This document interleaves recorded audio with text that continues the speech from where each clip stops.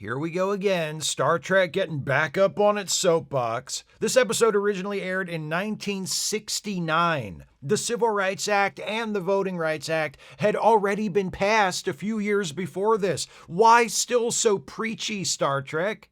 Racism had been fixed.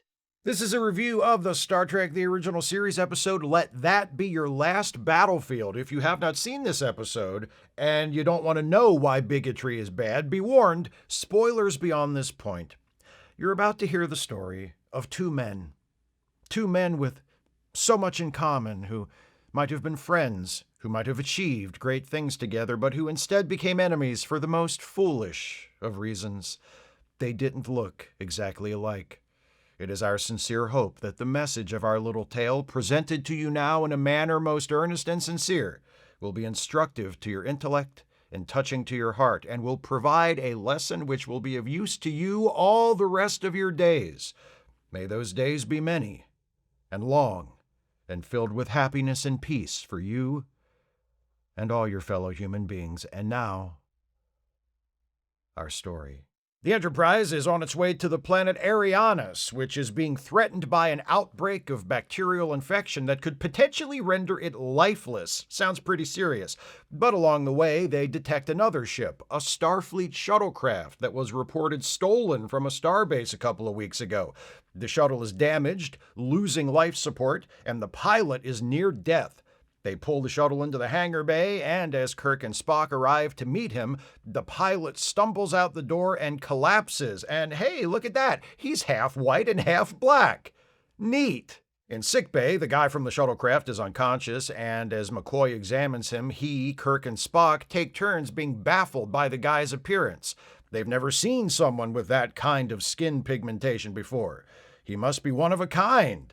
He regains consciousness and introduces himself as Lokai from the planet Charon, in a region of the galaxy uncharted by the Federation. He insists he didn't steal that shuttle, he was merely using it, which he was entitled to do because of his need. Kirk's like, yeah, well, you can tell it to the judge. As soon as we're done with our current mission, we're turning you over to Starfleet Command. Lokai is tired and decides to take a nap. Kirk heads back to the bridge as Chekhov informs him that there's another ship on an intercept course with the Enterprise and closing rapidly. The ship is tiny, invisible, and incredibly fast. It seems about to collide with the Enterprise, but then it disintegrates, and its pilot appears on the bridge. That pilot being this guy, who looks an awful lot like that other guy, but riddle me this. If Lokai was one of a kind, where'd this guy come from?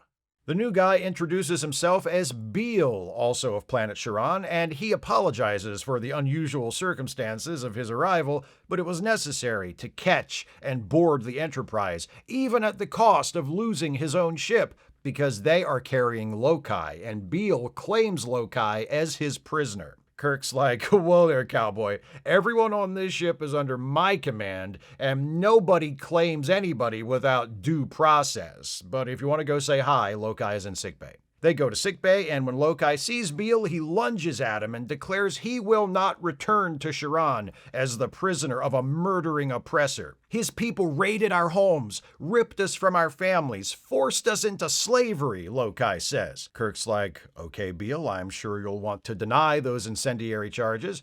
Beale's like, no, that's what happened. But they were savages, man. What else were we supposed to do? Not enslave them? Besides, we ended slavery a long time ago, and they just will not let it go. Jeez. Kirk's like, okay, so you two know each other, but as long as you're here, I expect you to behave yourselves. We're going to complete our mission to Arianis, then we're dropping Lokai off with Starfleet Command so they can deal with the matter of the stolen shuttle, and then, Beale, you can try to convince them that you ought to be able to take Lokai back to Charon. Deal? Beale's like, no, that doesn't work for me at all. I wrecked my ship to get aboard this one, so you need to turn this ship around and take us both to Charon right away. Kirk's like, not happening, I've got shit to do, but I'll assign you quarters and you can feel free to hang out and enjoy yourself until we can get back to Starbase. Beale leaves, and a few seconds later, Chekhov calls down from the bridge to inform Kirk that the ship has suddenly and inexplicably changed course. Kirk runs to the bridge. The crew works to figure out what's going on, but nothing they do can turn the Enterprise from this new course, which Spock notices is taking them away from Arianis and directly toward the planet Charon. Just then, Beale arrives on the bridge and says, "That's right. I've chased after Lokai for 50,000 years. I'm not losing him now, so we're not going to Arianis, and we're not going to your starbase. My will has taken control of this ship, and my will now drives it to Charon, because that is a thing I can do." Lokai runs onto the bridge and demands sanctuary from Beale. "You'll find no sanctuary here, you scum," says Beale. "Everywhere you've gone, you've found bleeding hearts willing to help you escape after hearing your tale of oppression. Well, that'll be quite enough of that shit." Lokai turns to Kirk and says, "Kill him." Kirk's like, no, but I will lock both of you up in the brig. Security. But when the security guards try to take custody of them, both Beale and Lokai put up personal force fields. The force fields also repel phaser shots. Kirk says, "This ship is going to Arianis to sterilize that bacterial outbreak. Millions of lives are at stake." Beale says, "Fuck them and fuck you. We're going to Charon." Kirk says, "Fuck me? You know what? Fuck you. If this ship isn't going to Arianis, then it's not going anywhere. Activate the self-destruct sequence." Kirk, along with Spock and Scotty, the two next most senior officers, sets the Enterprise to self-destruct. The 30-second countdown begins, and Beale's like, "I'm not changing course." Kirk says, "Fine, we'll all die. Once the countdown reaches 5, nothing can stop it." Beale's like, "Whatever, I'm not changing course." 8, 7, 6, all right, fine. Jesus. Kirk cancels the self-destruct.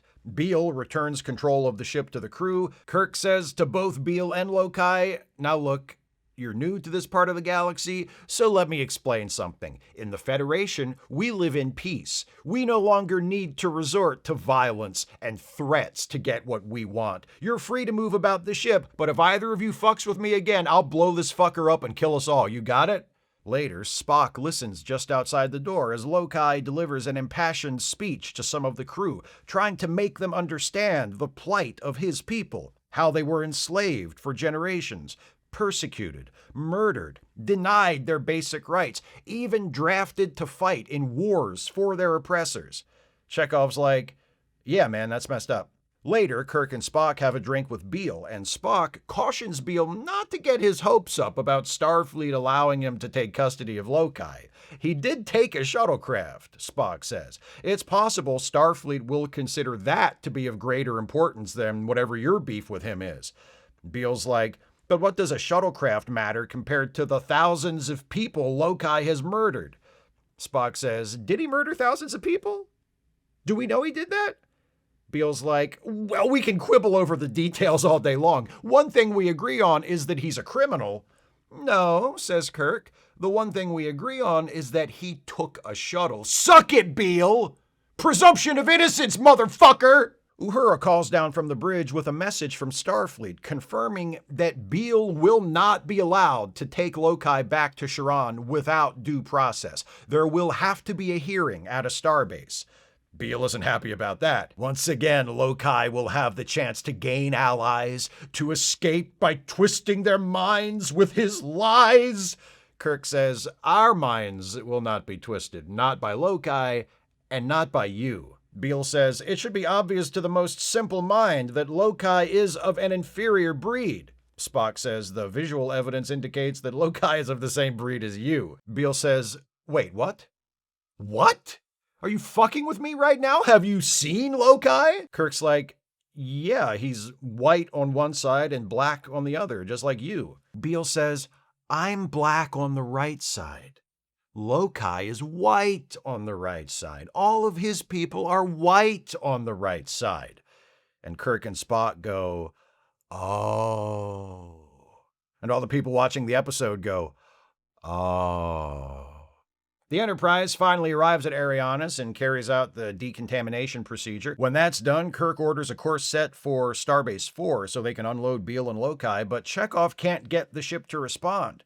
Beale steps up and says, I can explain. See, I burned out the computer circuits for directional control and for the self-destruct. I did it like this, check it out. And he waves his hands over a computer terminal and fries it because that's also something he can just do. Once again, the ship is on course for Sharon, and this time there's nothing the crew can do about it. Lokai runs onto the bridge like, oh my god, you people are useless. I told you to kill him and now look, he's taken control of your ship.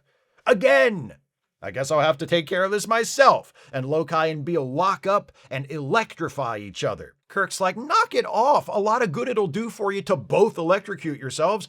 Beale, give me back control of my ship. And Beale says, yeah, okay. And as it happens, Scotty has just completed repairs to the burned out directional circuits, so Sulu is able to retake control of the ship. But seeing as how they're almost to Sharon anyway, Kirk figures, fuck it, let's just go. They reach Sharon and Spock conducts a scan, and things don't look too good down there. Cities are uninhabited and being overrun by animals and vegetation. No sign of intelligent life. And oh, look at that, massive numbers of unburied corpses. No sign of a natural disaster. It looks like the people of Sharon have killed each other. Kirk turns to Beale and Lokai like, now don't use this as an excuse to start fighting again.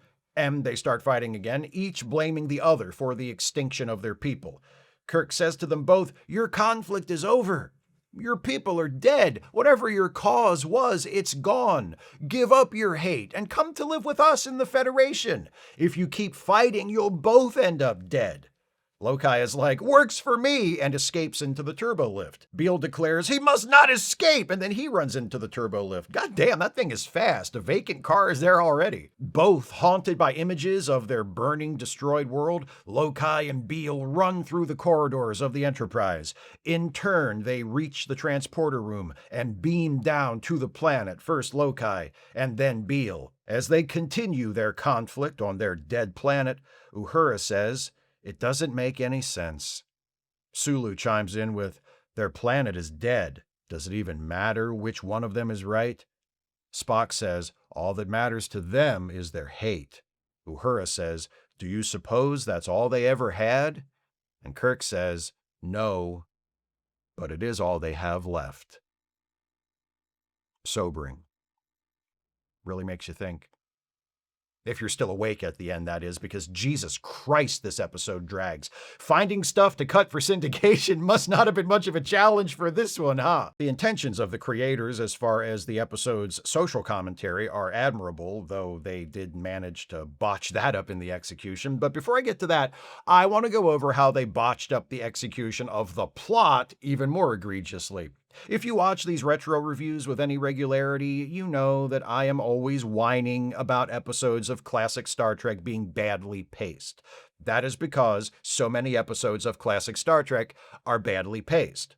This episode might be one of the worst offenders of all. There's almost no scene that doesn't feel artificially extended. Even the teaser, which isn't any longer in terms of runtime than a typical teaser for the show, feels like it takes twice as long to get where it's going because it's so inflated with extraneous procedural detail. They detect Lokai's shuttle. It's tractored aboard the ship. We follow Kirk and Spock in the turbo lift on the way to meet it. We see Kirk, Spock, and the security detail waiting outside the door to the hangar deck. Then the door opens and Lokai falls through. And then finally we get the payoff with the reveal of his half-white, half-black complexion. It doesn't sound like a lot, and it's not, but the pacing dilutes both the tension leading up to the reveal and the impact of the reveal itself. That problem persists throughout the episode. Exposition scenes take too long to get to the relevant information. Crucial plot points take forever to arrive, and sometimes even repeat themselves. Beale takes control of the Enterprise, relinquishes it, then takes control of it again a bit later. It feels like Lokai makes the same speech, pleading with the other characters to grant him sanctuary from Beale 2 or 3 times. There are also multiple sequences that feel as though they were dropped into the episode for the sole purpose of eating up time. The scene where Kirk activates the self-destruct sequence to force Beale to give back control of the ship is a good idea in theory, a way to show Kirk's determination and nerves of steel against an adversary who has the upper hand on him, but the scene just goes on and on and on, lingering over every step of the activation sequence. Kirk does his bit to the computer. Then Spock does his version of the same bit to the computer. Then Scotty does his version of the same bit to the computer. Then Kirk does his bit to the computer again to start the countdown. Just blow the fucking ship up already. The same can be said for the sequence where the Enterprise arrives at Arianis and decontaminates the bacterial infection. It has nothing to do with the actual story of this episode. There's no reason why we need to witness the entire process in such close detail, but we do. And Beale is nice enough to wait until it's over before retaking control of the ship and flying everyone back to Sharon. Very thoughtful of him. I guess he didn't want the episode to run short. Not only is the episode a drag to sit through, whenever they find it necessary to move things along, the writers just give Beale some superpowers, which makes the whole thing feel phony and manufactured.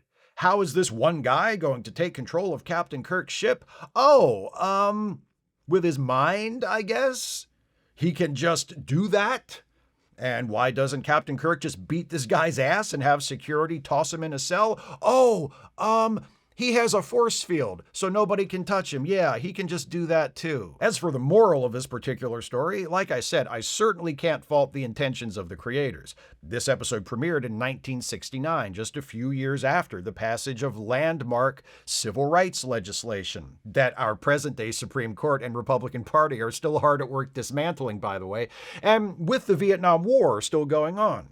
The episode does an excellent job at presenting a recognizable allegory of American racial inequality through Beale and Lokai, and also of tying that racial inequality into Vietnam. That's what Lokai's line about his people being forced to fight a war that serves their oppressors is alluding to.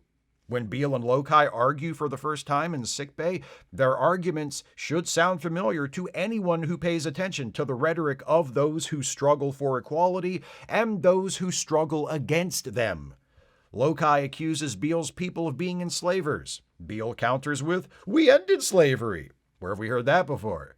Lokai says, "You ended slavery, but you never allowed us the freedom to live with dignity in true equality." Beale fires back, "You expected utopia in a day. It's not possible." And Lokai answers, "By your way of thinking, it wouldn't come in a day or in 10 times 10,000 years. These are the arguments of the civil rights movement and of those who insist the civil rights movement is unnecessary and dangerous and vilify its activists. They are the same basic arguments still being made today. Little has changed since 1969.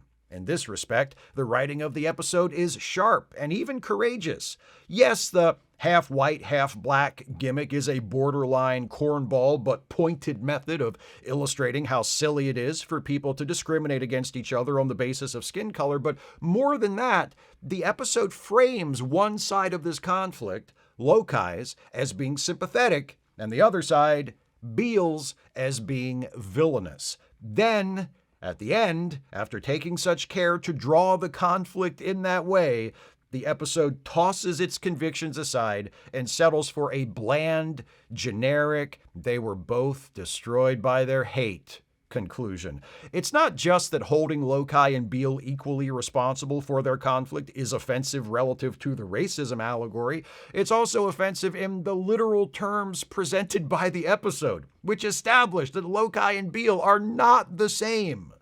Lokai is a member of an exploited and subjugated people, and Beale is a member of the class that has enslaved and oppressed them. Kirk's determination not to take a side between them makes sense given his role as captain of the Enterprise and the Federation's lack of formal relations with Sharon, but that's an official position, not a moral one. Despite whatever personal flaws he may exhibit, Lokai is unambiguously in the right. The deaths of the people of Sharon are not the fault of him or his people, any more than the deaths of those killed during the American Civil War are the fault of the people who were held in slavery by the South.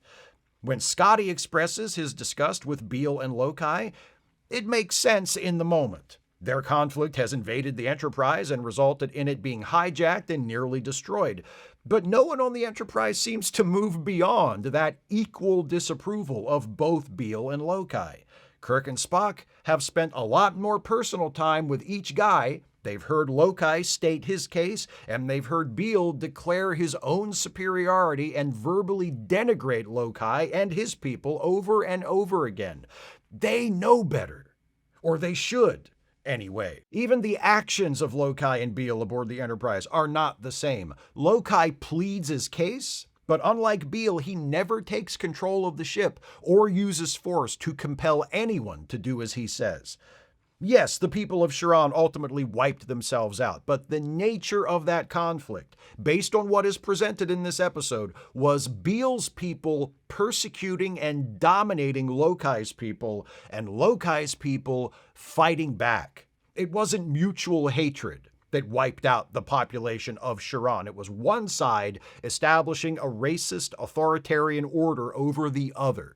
That Kirk, Spock, and the others on the Enterprise and the episode itself don't seem to recognize this at the end is disappointing and frustrating.